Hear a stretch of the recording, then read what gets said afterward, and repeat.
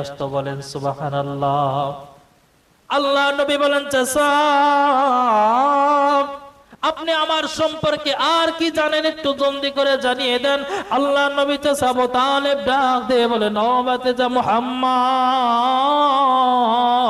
তোমার মা আরো জানিয়ে দিয়েছে, তোমার মা যখন তোমাকে নিয়ে, তোমাকে পেটে নিয়ে গর্ভে নিয়ে যখন রাস্তা দিয়ে হেঁটে যাইতো, তোমার মা বলেছে রাস্তার দুই পাশের গাছগুলো তোমার মায়ের পায়ের সামনে এসে মাথা নত করে সালাম জানাইতো। আল্লাহ নবী বলেন, ও চাচা আপনি আমার সম্পর্কে আর কি জানেন একটু জলদি করে জানিয়ে দেন। আল্লাহ নবী চাচা আবু তালেব ডাক দিয়ে বলেন, মুহাম্মদ, অন্যান্য সন্তানরা যখন মায়ের গর্ভের মধ্যে থাকতো, তারা তাদের মায়ের পেটের মধ্যে লাথি দিয়ে অনেক কষ্ট দিত, কিন্তু তোমার মা বলেছে যতদিন পর্যন্ত তোমাকে তোমার মা গর্ভে ধারণ করেছে, একদিনের জন্য, এক মুহূর্তের জন্য তুমি তোমার মায়ের পেটের মধ্যে একটাও লাথি দিয়ে কষ্ট দাও নাই। আল্লাহ নবী ডাক দিয়ে বললেন, চাচা আপনি আমার সম্পর্কে আর কি জানেন জলদি জানিয়ে দেন। আল্লাহ নবী চাচা আবু তালেব ডাক দিয়ে বলেন, নাই ভাতিজা মুহাম্মদ, তোমার মা বলেছে, তোমার মা জানিয়ে দিয়েছে, অন্যান্য সন্তানরা যখন ভূমিষ্ঠ হয়, মায়েদের পেটের মধ্যে থেকে দুর্গন্ধযুক্ত অনেক রক্ত বের হয়, কিন্তু তুমি যখন দুনিয়াতে ভূমিষ্ঠ হইলা, তোমার মা বলেছে দুর্গন্ধ হওয়া তো দূরের কথা, আমার সন্তান মুহাম্মদ যখন দুনিয়াতে ভূমিষ্ঠ হয়, সঙ্গে সঙ্গে আমার গোটা ঘর তা মিশকে আম্বারের মতো সুগন্ধে পরিণত হয়ে গেছে। আল্লাহ নবী ডাকতে বলেন, ও ভাতিজা ও চাচা আপনি আমার সম্পর্কে আর কি জানেন একটু জলদি করে জানিয়ে দেন। আল্লাহ নবী চাচা আবু তালেব ডাক দিয়ে বলেন, ভাতিজা মুহাম্মদ, তোমার মা আরো বলেছে তুমি যখন দুনিয়াতে ভূমিষ্ঠ হইলা, অন্যান্য বাচ্চারা দুনিয়াতে ভূমিষ্ঠ হওয়ার সঙ্গে সঙ্গে কান্নাকাটি শুরু করে দেয়, কিন্তু তোমার মা বলেছে তুমি দুনিয়াতে ভূমিষ্ঠ হওয়ার সঙ্গে সঙ্গে মাটিতে পড়ার সঙ্গে সঙ্গে তুমি সিজদার মধ্যে চলে গেছো, এরপরে সিজদা থেকে উঠে আত্তাহিয়াত উসরতে বসছো, এরপর তুমি শাহাদাত আঙ্গুলি আসমানের দিকে তুলে দিয়েছো, শাহাদাত আঙ্গুলি আসমানের দিকে তুলে দিয়ে তুমি কি জানো মনে মনে বিড়বিড় করে পড়লা। এরপরে তোমার মা বলেছে আমি নিজে লক্ষ্য করেছি রোম এবং পারস্যের বড় বড় বিল্ডিং, বড় বড় রাজা বাদশার মহলগুলো ভেঙ্গে চুরমার হয়ে গিয়েছে, বলেন সুবহানাল্লাহ। আল্লাহ নবী যখন দুনিয়াতে ভূমিষ্ঠ হয়, তখন দুনিয়ার মধ্যে ওই সময় যত মানুষ ছিল সমস্ত মানুষ খুশিতে আত্মহারা, এমনকি আকাশের পাখিরা পর্যন্ত খুশিতে আত্মহারা, কাবা শরীফ পর্যন্ত খুশিতে আত্মহারা। আল্লাহ রাব্বুল আলামিন যেই মুহূর্তে বিশ্ব নবীকে দুনিয়াতে ভূমিষ্ঠ করে দিলেন, ওই মুহূর্তে দুনিয়াতে সমস্ত অন্ধকার দূরীভূত হয়ে আলোর মশাল নিয়ে বিশ্ব নবী এই ধরার বুকে আগমন করেছেন। আকাশেরই তারা গলে ঝিলিমিলি ঝিলিমিলি জ্বলছে, ডালে ডালে ফুলগুলি সৌরভে দুলছে, রাসূল এসেছে, হাবিব এসেছে, রাসূল এসেছে, হাবিব এসেছে। আকাশেরই তারা গুলি ঝিলিমিলি ঝিলিমিলি জ্বলছে, ডালে ডালে ফুলগুলি সৌরভে দুলছে, রাসূল এসেছে, হাবিব এসেছে, রাসূল এসেছে, হাবিব এসেছে। আরব দেশে কাবার পাশে মানবের মহামানব এসেছে, আরব দেশে কাবার পাশে মানবের মহামানব এসেছে, আমিনার কোলে চন্দ্র জলে পাখিরা ডালে ডালে গান ধরেছে, রাসূল এসেছে, হাবিব এসেছে, রাসূল এসেছে, হাবিব এসেছে, নবী এসেছে, হুজুর এসেছে, রাসূল এসেছে, হাবিব এসেছে। বলেন মারহাবা। বিশ্বনবীর আদর্শ, কেমন আদর্শ নবী আমরা পেয়েছি। যেই নবী মক্কাতে ভূমিষ্ঠ হওয়ার সঙ্গে সঙ্গে, যেই মক্কার নাম ছিল বাক্কা, সঙ্গে সঙ্গে মক্কার দাম বেড়ে সেই বাক্কার নাম হয়ে গেল মক্কা। যখন বিশ্বনবী মদিনার জমিনে পদার্পণ করলেন, এই মদিনার নাম ছিল আগে ইয়াসরিব, বিশ্বনবীর বরকতে সেই মদিনার নাম হয়ে গেল ইয়াসরিব থেকে সোনার মদিনা। বিশ্বনবীর ছোঁয়া পাওয়ার কারণে অন্ধকারের মানুষগুলো অন্ধকার থেকে আলোর পথে এসে সাহাবায়ে কেরামরা তারা সোনার মানুষে পরিণত হয়ে গিয়েছে। বিশ্বনবীর কারণে গোটা জগৎ দামি হয়ে গিয়েছে। বিশ্বনবীর উম্মত হওয়ার কারণে আমাদের দাম আল্লাহ রাব্বুল আলামিন দুনিয়াতে সমস্ত উম্মতের থেকে বেশি করে দিয়েছেন। বলেন সুবহানাল্লাহ। তাহলে এই নবীর আদর্শ যদি দুনিয়াতে কোনো মুসলমান অনুসরণ করে চলতে পারে, তাহলে সেই মুসলমান হবে প্রকৃত মুসলমান। কিয়ামতের দিন সেই মুসলমান বিশ্বনবীর আদর্শের উম্মত দাবি করে আল্লাহর জান্নাতে চলে যাবে। বলেন সুবহানাল্লাহ। আর আজকে বাংলার জমিনে বিভিন্ন সময় বিভিন্ন জায়গায় বিভিন্ন রামবাম নাস্তিকেরা আল্লাহ নবীকে নিয়ে কটূক্তি করে, যারা আল্লাহ নবীকে নিয়ে গালি দেয়। নবী প্রেমী মুসলমানদের দায়িত্ব হলো তাকে যেখানে পাওয়া যাবে সেখানেই তার জিহ্বা টান দিয়ে ছিঁড়ে বাংলার কুকুর দিয়ে খাওয়াইতে হবে। বলেন ঠিক কিনা? আল্লাহ নবী আমাদের কলিজার জায়গা। আল্লাহ নবী মুসলমান বাংলাদেশে যে যতটুকু ইসলাম পালন করুক আর যতটুকু না করুক, কিন্তু আল্লাহ নবীকে গালি দিলে একজন মুসলমান চুপ করে বসে থাকতে পারে না। কথা বলেন ঠিক না ভাই? ঠিক। এই জন্য মুসলমান আমার নবীকে যদি আবারও এই বাংলার জমিনে গালি দেওয়া হয়, আমার নবীকে নিয়ে যদি কটূক্তি করা হয়, আল্লাহর ধর্ম, আল্লাহর মনোনীত ধর্ম ইসলামকে নিয়ে যদি কটূক্তি করা হয়, তাহলে যে ব্যক্তি নিজেকে মুসলমান বলে পরিচয় দিবে তার দায়িত্ব হলো যারা ইসলাম এবং নবীকে নিয়ে কটূক্তি করবে তাকে যেখানে পাওয়া যাবে, আল্লাহর নবীর ভাষ্য হলো মান সাব্বা নাবিয়্যান ফাকতুলু, যে নবীকে গালি দিবে তাকে কতল করা ওয়াজিব। কথা বলেন ঠিক না? ঠিক। এই জন্য মুসলমান হওয়া আর বিশ্বনবীর উম্মত হওয়া এত সহজ নয়। বিশ্বনবীকে গালি দিবে আর আপনি শীতের মধ্যে কম্বল মুড়ি দিয়ে ঘুমাইবেন আর জান্নাতে চলে যাবেন, এত সহজ নয় জান্নাতে যাওয়া। বিশ্বনবীর জন্য জীবন দিতে যারা প্রস্তুত তাদের জন্যই আল্লাহ রাব্বুল আলামিন দুনিয়াতে রেখেছেন সফলতা, এবং তাদের জন্যই আল্লাহ রাব্বুল আলামিন কিয়ামতের দিন জান্নাত বরাদ্দ করে রেখেছেন। বিশ্বনবীর উম্মত হওয়া এত সহজ নয়। এই জন্য আমার আল্লাহ রাব্বুল আলামিন ডাক দিয়ে বলেন, ও দুনিয়ার মানুষ, তোমাদেরকে আমি আল্লাহ সৃষ্টি করে একা পাঠিয়ে দেই নাই, তোমাদের জন্য আমি আল্লাহ রাব্বুল আলামিন একজন রাসূল সৃষ্টি করে পাঠিয়ে দিয়েছি। এই রাসূলকে যারা যে বান্দা ব্যক্তি জীবনে রাসূলের আদর্শ মেনে চলবে, তার ব্যক্তি জীবন ধন্য হয়ে যাবে। যে ব্যক্তি তার পারিবারিক জীবনে রাসূলের আদর্শ বাস্তবায়ন করতে পারবে, তার পারিবারিক জীবনটা ধন্য হয়ে যাবে। যে ব্যক্তি সমাজের মধ্যে বিশ্বনবীর আদর্শ বাস্তবায়ন করতে পারবে, তার সমাজটা ধন্য হয়ে যাবে।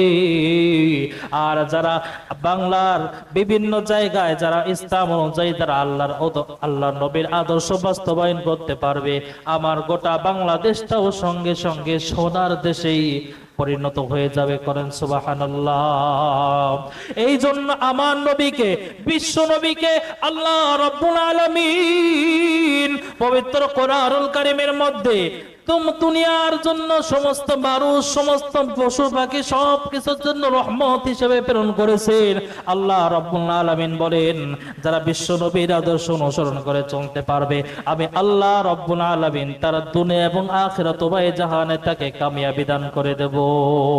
এই জন্য যারা দেখবেন বিশ্বনবীর আদর্শ নিজের জীবনে আছে, বিশ্বনবীর আদর্শ পারিবারিক জীবনে আছে, বিশ্বনবীর আদর্শ সামাজিক জীবনে আছে, বিশ্বনবীর আদর্শ অর্থনৈতিক জীবনে আছে, বিশ্বনবীর আদর্শ রাষ্ট্রীয় জীবনে আছে, বিশ্বনবীর আদর্শ আন্তর্জাতিক জীবনে আছে, সেই জায়গাতে যারা এই কাজগুলো প্রত্যেকটা ক্ষেত্রে বাস্তবায়ন করতে পারবে, প্রত্যেকটা ক্ষেত্রে যারা বিশ্বনবীর আদর্শ বাস্তবায়ন করতে পারবে, তাদের অন্তরের মধ্যে সব সময় একটা চিন্তাই থাকে, মদিনা, মদিনাওয়ালা, মদিনাওয়ালা। কথা বলেন ঠিক না ভাই? ঠিক। আহা, মদিনা কত মধুর। যারা যারা একবার মদিনায় গিয়েছে তাদের মনটা চায় বারবার মদিনায় যাওয়ার জন্য।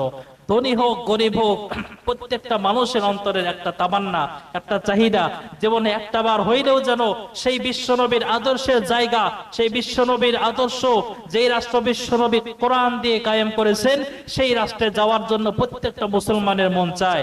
এই জন্য যারা প্রকৃত মুসলমান, যাদের অন্তরের মধ্যে মদিনাওয়ালার ভালোবাসা রয়েছে, তাদের মনটা, বা তারা বাংলাদেশে থাকলেও তাদের মনটা সব সময় সেই মদিনায় গিয়ে পড়ে থাকে। কথা বলেন ঠিক না ভাই? ঠিক। মদিনা কত দূর, কি সকাল কি দুপুর, মদিনা কত দূর, কি সকাল কি দুপুর, ভাবিয়া দিন যেন যায় কি যে করিতাম, হায়রে ভাবিয়া দিন যেন যায় কি যে করিতাম, বারবার মন চায় মদিনা যাইতাম আমরা, বারবার মন চায় মদিনা যাইতাম। মদিনায় শুয়ে আছে মোর নবীজি, ডানা যদি থাকতো উড়াল দিতাম। মদিনায় শুয়ে আছে মোর নবীজি, ডানা যদি থাকতো উড়াল দিতাম। ঘর বাড়ি সংসার নাই আমার দরকার, ঘর বাড়ি সংসার, ঘর বাড়ি সংসার নাই আমার দরকার, একবার যদি মর নবীরে পাইতাম আমরা, একবার যদি মর নবীরে পাইতাম, বারবার মন চায় মদিনা যাইতাম আমরা, বারবার মন চায় মদিনা যাইতাম। আল্লাহ আমাদের সবাইকে মদিনায় যাওয়া তৌফিক দান করুক, সকলে বলে আমিন। আর যারা দেখবেন বিশ্বনবীর আদর্শ নিজের জীবনেও নাই, বা পারিবারিক জীবনেও নাই, সামাজিক জীবনেও নাই, রাষ্ট্রীয় জীবনেও নাই, আন্তর্জাতিক জীবনেও বিশ্বনবীর আদর্শ নাই, তারা দেখবেন সবসময় বিশ্বনবীর আদর্শের কথা যখন তাদের সামনে বলবেন, তাদের সামনে কেমন যেন তাদের গায়ে জ্বালা ধরে যায়, মনে হয় যেন তাদের গায়ে আগুন ধরিয়ে দেওয়া হয়েছে। কথা বলেন ঠিক না ভাই? ঠিক। এই জন্য আমরা দেখেছি গত 15-16 বছর যারা দেশ চালিয়েছে, যখন এই বিশ্বনবীর আদর্শের রাজনীতির কথা বলা হয়েছে, যখন এই বিশ্বনবীর আদর্শ মতো দেশ পরিচালনা করার কথা বলা হয়েছে, যখন যারাই এই কথাগুলো বলেছে তাদেরকেই তখন তারা সঙ্গে সঙ্গে জেলের মধ্যে ভরেছে। কথা বলেন ঠিক না ভাই? ঠিক। এই জন্য আমরা এটাও দেখেছি যে গ্রামের মেম্বার চেয়ারম্যান থেকে শুরু করে ছোট নেতা, পাতি নেতা, বড় নেতা, ছোট নেতা খাতা যা আছে সব নিজের পিঠ বাঁচানোর সুযোগ পায় নাই। কথা বলেন ঠিক না ভাই? ঠিক।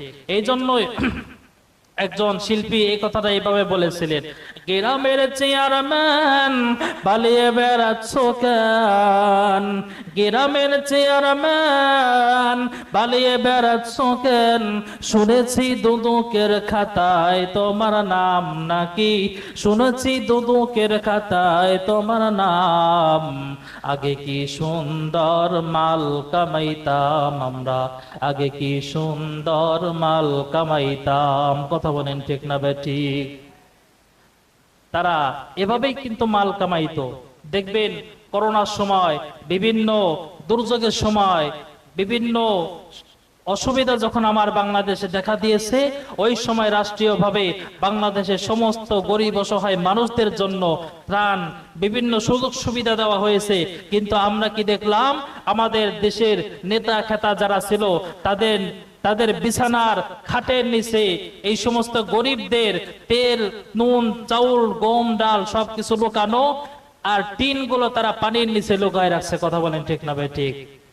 বর্ষাকাল আইতো কি যে ভালো লাগতো, রিলিফের মাল পায়া আনন্দ করতাম, কিসুমাল বিলায়া সব কিসুমাল বিলায়া কাগজে ছাপায়া ছবি উঠায়া ভিডিও করিয়া বাকি মাল দিয়া আমার পেটটা ভরিতাম, হায়রে বাকি মাল দিয়া আমার গোদাম ভরিতাম।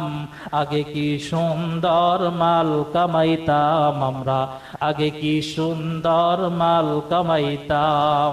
এখন আর মাল কামানোর দিন শেষ। ইনশাআল্লাহ বাংলাদেশের জনগণ, সচেতন জনগণ, বাংলাদেশের জনগণ এই সমস্ত চোর ডাকাতদেরকে আর বাংলার মসনদে দেখতে চায় না। কথা বলেন ঠিক না বেঠিক? বিশ্বনবীর আদর্শ যারা বাস্তবায়ন করতে পারবে না, বাংলাদেশের মুসলমান তাদেরকে আর ক্ষমতার মসনদে দেখতে চায় না। তার কারণ এতদিন পর্যন্ত তারা বাংলার মুসলমানদেরকে অনেক আশা জাগিয়েছে, অনেক সুযোগ সুবিধার কথা বলেছে, কিন্তু দেখা গিয়েছে বাংলার মুসলমান এখনো ঢাকার বিভিন্ন রাজপথে, ঢাকার বিভিন্ন রাস্তায় এখনো ফুটপাতে রাত্রিবেলায় মানুষ ঘুমায়, অথচ তারা এখনো পর্যন্ত শত কোটি লক্ষ কোটি টাকা বাংলা জমিন থেকে পাচার করে নিয়ে তারা এখনো পর্যন্ত বেগম পাড়ায় বাড়ি বানিয়ে এক একজনের 20টা 30টা 100টা শত শত বাড়ি, এক একজনের ব্যাংকে কোটি কোটি শত কোটি টাকা। এই এখন তারা এই টাকাগুলো বাংলাদেশ থেকে বাংলার মানুষদের টাকাগুলো মেরে নিয়ে চুরি করে পাচার করে তারা বিদেশে গিয়ে এখনো আরামে আয়েশ করে জীবন পার করে। কথা বলেন ঠিক না ভাই ঠিক? অথচ বাংলার মুসলমানদেরকে তারা আশা জাগিয়েছিল তোমাদের ভাগ্য পরিবর্তন করে দেব। এখনো বাংলাদেশের মানুষের ভাগ্যের কোনো পরিবর্তন নাই। আসলে বাংলাদেশের মুসলমান যদি নিজেদের ভাগ্য পরিবর্তন করতে চায়, বিশ্বনবীর আদর্শ ব্যতীত কোনোদিন কোশ্চিন কালেও মুসলমানদের ভাগ্য পরিবর্তন হওয়া সম্ভব নয়। কথা বলেন ঠিক না ভাই ঠিক? মুসলমান কোরআনী শাসনতন্ত্র বাদ দিয়ে যতদিন পর্যন্ত মুসলমান তন্ত্র মন্ত্র মায়া মোহাব্বত ছাড়তে পারবে না, যতদিন পর্যন্ত মুসলমান সেকুলারিজম ছাড়তে পারবে না, ততদিন পর্যন্ত মুসলমান শান্তি, সুখ শান্তির মুখ কোনোদিন দেখতে পারবে না। তার কারণ আমাদেরকে সহজ সরল মুসলমান, বাংলার মুসলমান, তাদেরকে যারা সুখে শান্তিতে থাকার আশা জাগিয়েছিল, তারা এখন ঠিকই বিভিন্ন জায়গায় পালিয়ে গিয়ে সুখে আছে, কিন্তু যারা তাদের পিছনে নেতার স্লোগান দিয়ে ঘুরতো, আমার নেতার চরিত্র ফুলের মতো পবিত্র, এই স্লোগান দিয়ে যারা ঘুরতো, তারা এখন নিজের ঘরে রাত্রিবেলা ঘুমানোর মতো সুযোগ পায় না। কথা বলেন ঠিক না ভাই ঠিক? ভাই কি দরকার নিজের জীবনটাকে এইভাবে দুঃখের মধ্যে ফেলে দেওয়া? কি দরকার নিজের জীবনটাকে নেতার পিছনে ঘুরে ঘুরে? এমন নেতার পিছনে আমি ঘুরেছি যেই নেতা আজ বাহিরে গিয়ে খুব সুখে আছে, কিন্তু আমি নিজে আমার বাড়িতে ঘুমাইতে পারি না। এগুলো আপনাদের চোখের সামনে দেখা। এই জন্য স্বাধীনতার 54 বছরে আমরা পা দিয়েছি, কিন্তু মানুষ আমরা শুধুমাত্র একটা স্বাধীন পতাকা আর স্বাধীন মানচিত্র পেয়েছে, কিন্তু বাঙালি জাতি আজও পর্যন্ত স্বাধীনতা অর্জন করতে পারে নাই। বাঙালি জাতি আজও পর্যন্ত তার ইসলাম নিয়ে স্বাধীনভাবে এই বাংলার জমিনে ইসলাম অনেক জায়গায় অনেক ক্ষেত্রে পালন করতে পারে না। স্বাধীনতার বয়স পরিয়ে 54তে পা দিলাম, নেতারা তো সবই পেল, আমরা বলো কি পেলাম? স্বাধীনতার বয়স পেরিয়ে 54তে পা দিলাম, নেতারা তো সবই পেল, আমরা বলো কি পেলাম? নেতায় নেতায় গুতাগুতি, জনগণের কর্ম শেষ, দেখতে দেখতে গোল্লায় গেল আমার সোনার বাংলাদেশ। কথা বলেন ঠিক না বেটি? দেখতে দেখতে গোল্লায় গেল আমার সোনার বাংলাদেশ। একে একে শেষ করেছি, সবার দেখা হইল শেষ, দেখতে দেখতে গোল্লায় গেল আমার সোনার বাংলাদেশ। এই জন্য সোনার বাংলাদেশ গড়তে হলে, কোরআনী বাংলাদেশ গড়তে হলে বিশ্বনবীর আদর্শ, বিশ্বনবীর অনুসরণীয় ব্যতীত, বিশ্বনবীর আদর্শ ব্যতীত, আল্লাহর কোরআন ব্যতীত কোন জায়গায় শান্তির আশা করা সম্ভব নয়। এই জন্য আমার মুসলমান ভাইরা, মুসলমান বাবাজি, আল্লাহ রাব্বুল আলামিন বিশ্ব নবীকে দুনিয়ার জমিনে পাঠিয়ে দিয়ে ডাক দিয়ে বলেন, ও দুনিয়ার মানুষ, আমি তোমাদের কাছে জানিয়ে দিলাম, আমি যেই নবীকে তোমাদের জন্য পাঠিয়ে দিলাম, যেই রসুল আমি আল্লাহ পাঠিয়ে দিয়েছি, এই রসুলকে যদি অনুসরণ করতে না পারো তাহলে শুনে রাখো, লিখে রাখো, দুনিয়াও বরবাদ হয়ে যাবে, আখিরাতও তোমাদের বরবাদ হয়ে যাবে। আর যদি দুনিয়া আখিরাতে সফলতা অর্জন করতে চাও, বিশ্ব নবীর আদর্শের উম্মত হয়ে বিশ্ব নবীর আদর্শ মেনে কিয়ামতের দিন আমার সামনে উপস্থিত হতে হবে। আল্লাহ রাব্বুল আলামিন এই দুনিয়ার জমিনটা বিশ্ব নবীর আদর্শ জমিন হিসেবে আল্লাহ দেখতে চায়। আল্লাহর মনোনীত ধর্ম হলো ইসলাম। আল্লাহ রাব্বুল আলামিন দুনিয়াতে মানুষদেরকে পাঠিয়ে দিয়ে বললেন, তোমাদেরকে আমি দুনিয়াতে পাঠিয়ে দিলাম, তোমাদের কাজ হলো আমার জমিনে আমার দ্বীন, আমার মনোনীত দ্বীন ইসলাম কায়েম করা তোমাদের জন্য ফরজ। প্রত্যেকটা মানুষের দায়িত্ব আল্লাহর জমিনে আল্লাহর দ্বীন কায়েম করা ফরজ। এই ফরজ আদায় না করে যদি কোনো মানুষ দুনিয়া থেকে যায়, তাহলে কিয়ামতের দিন আল্লাহর আদালতে আসামি হিসাবে কাঠগড়ায় দাঁড়িয়ে যেতে হবে। এই জন্য আমার আল্লাহ দুনিয়াতে নবী পাঠিয়ে দিলেন, অসংখ্য নবী রাসূল পাঠিয়ে দিলেন, যেন দুনিয়ার কোন মানুষ আল্লাহর হুকুমের বাইরে যেতে না পারে। দুনিয়ার প্রত্যেকটা মানুষ যেন আল্লাহর হুকুম মেনে তারা যেন আল্লাহর জান্নাতে চলে যেতে পারে। এই জন্য আমার আল্লাহ রাব্বুল আলামিন দুনিয়ার মানুষ সৃষ্টি করে একা পাঠিয়ে দেন নাই। আমাদেরকে যদি একা ছেড়ে দিতেন তাহলে আমরা সঠিক রাস্তা কোনটা বেঠিক রাস্তা কোনটা এটা চিনতে পারতাম না। যেই নবী আল্লাহ রাব্বুল আলামিন আমাদের আদর্শ রূপে পাঠিয়ে দিলেন, ওই নবীকে অনুসরণ করে চলতে পারলেই তবেই আমরা সঠিক রাস্তা কোনটা আর বেঠিক রাস্তা কোনটা এইটা চিনতে পারবো। আল্লাহ রাব্বুল আলামিন দুনিয়ার মানুষ যেন সুখে শান্তিতে থাকতে পারে, কিয়ামতের দিন যেন তারা আল্লাহর আদালতে দাঁড়িয়ে তাদেরকে যেন জাহান্নামে যাওয়া না লাগে। এই জন্য আল্লাহ রাব্বুল আলামিন দুনিয়ার মানুষদেরকে ডাক দিয়ে বললেন, তোমাদের জন্য আমি একজন নবী তোমাদের জন্য পাঠিয়ে দিলাম রহমত হিসেবে। এই নবী মানুষের জন্য রহমত, এই নবী মুসলমানের জন্য রহমত, এই নবী বেঈমানদের জন্য রহমত, এই নবী ইহুদি খ্রিস্টান হিন্দু বৌদ্ধদের জন্য রহমত, এই নবী পশু পাখির জন্য রহমত, এই নবী গাছপালা পশু পাখি তরলতা সব কিছুর জন্য রহমত। যারা আল্লাহ নবীকে রহমত হিসেবে মেনে নিতে পারবে, যারা নিজের জীবনে আল্লাহ নবীর আদর্শ মেনে নিতে পারবে, তাদের জীবনের প্রত্যেকটা জায়গায় আল্লাহ রাব্বুল আলামিন রহমত দ্বারা পরিপূর্ণ করে দিবেন। বলেন সুবহানাল্লাহ। আল্লাহ রাব্বুল আলামিন এই জন্য বলেন আমার নবী কেমন রহমত। আমি একটা হাদিস বলবো, খুব খেয়াল করে শুনবেন। দুনিয়াতে যেই নবী আল্লাহ রাব্বুল আলামিন আমাদের জন্য পাঠিয়েছেন, এই নবী দুনিয়াতে আমাদের জন্য রক্ত ঝরিয়েছেন, নিজের দান মোবারক আল্লাহ নবী শহীদ করে দিয়েছেন। আল্লাহ নবী কাফেরদের শত আঘাত সহ্য করেছেন, কিন্তু আল্লাহর একজন বান্দা, আল্লাহ নবীর একজন উম্মত বিপদে চলে যাবে, গোমরাহ হয়ে যাবে, পথভ্রষ্ট হয়ে জাহান্নামে চলে যাবে। আল্লাহ নবী এইটা কোনোদিন সহ্য করতে পারে নাই। দুনিয়ার জমিনে কাফের মুশরিক বেঈমানেরা আল্লাহ নবীকে অসংখ্যবার আঘাত করে থাকে। আল্লাহ জমিনে তার বিশ্বনবীর রক্ত ঝরিয়েছে, কিন্তু বিশ্বনবী কোনোদিন তাদের এই আঘাতের প্রতিশোধ নেয় নাই। কেমন রহমতের নবী, আঘাত দিয়ে দান মোবারক শহীদ করে দিয়েছে। আল্লাহ নবীর রক্তে গোটা জমিন রঞ্জিত, কিন্তু একটাবারের জন্য নবী তাদের থেকে প্রতিশোধ গ্রহণ করার চিন্তা করে নাই। এই আদর্শ যদি আমাদের মধ্যে থাকে যে আমাকে একজন মানুষ ক্ষতি করলো, একজন মানুষ আঘাত করলো, আমি তাকে পাল্টা আঘাত করব না, আমি তাকে ক্ষমা করে দেব, এই আদর্শ যদি আমার মধ্যে থাকে তাহলে আমার জীবনটাও আল্লাহর রহমতে ভরে যাবে। আমি কোনোদিন বিপদগামী হব না। যে ব্যক্তি আমাকে আঘাত করেছে তারও মনের মধ্যে আল্লাহ এই চিন্তা ঢেলে দিবেন যে আমি যাকে অন্যায়ভাবে আঘাত করলাম, যার ক্ষতি করলাম, সে তো আমার কোনো ক্ষতি করছে না, কাজেই আমার আঘাত করাটা মনে হয় অন্যায় হয়েছে। আল্লাহ রাব্বুল আলামিন তার অন্তরের মধ্যে এমন একটা ইশারা দিয়ে দিবেন, সে নিজ থেকে সে আপনার কাছে ক্ষমা চেয়ে যাবে।